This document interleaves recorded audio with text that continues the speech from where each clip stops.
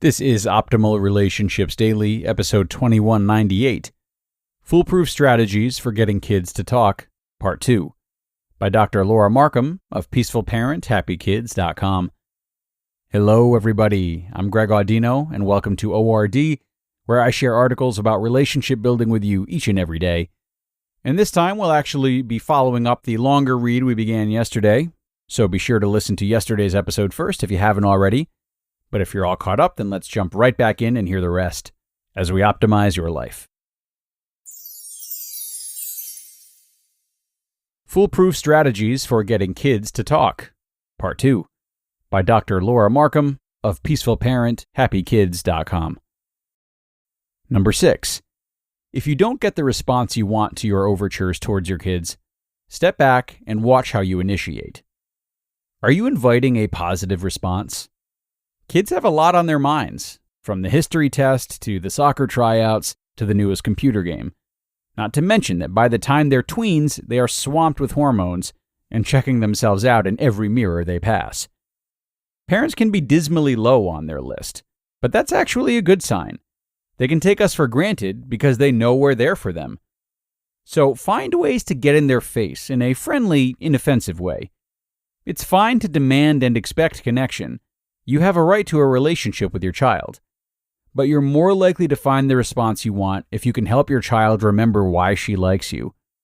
I was hoping we could go out for brunch one day this weekend for some special Mom and Alice time. That'll work a lot better than, you never tell me anything these days. Number 7. If you make an overture and are greeted with something hurtful, disdain, sarcasm, or blankness, try not to respond with anger. Instead, show your vulnerability and hurt.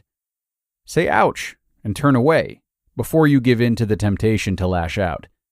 Your son or daughter will almost certainly feel badly about having hurt you, especially since you haven't aroused their ire by attacking back. Remind yourself that this slight was probably unintentional and that being close to your child is your priority.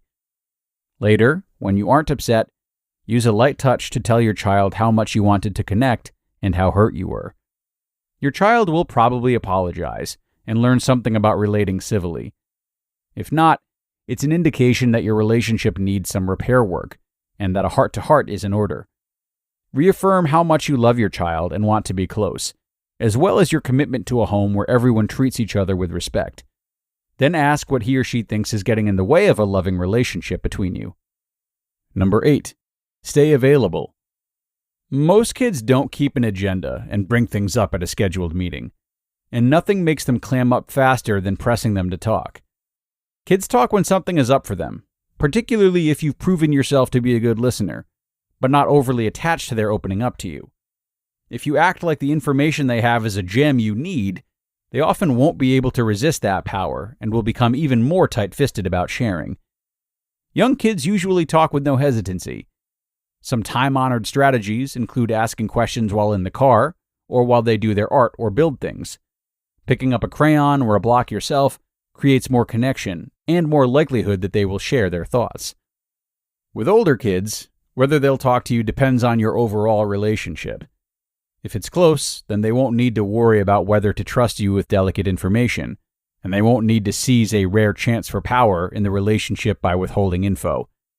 So if your child isn't opening up, you might spend some time on the rest of this website getting ideas to strengthen that relationship. But do remember that teens cherish their right to privacy and resist being intrusive. Never waste a car ride or a simple task like folding laundry together. Simply being in the same room can create the opportunity for interaction. If you're cooking dinner and she's doing her nails or her homework, for instance, there's often an opening. Of course, if one of you is hunched over the computer, the interaction is likely to be more limited. Find ways to be in proximity where you're both potentially available without it seeming like a demand.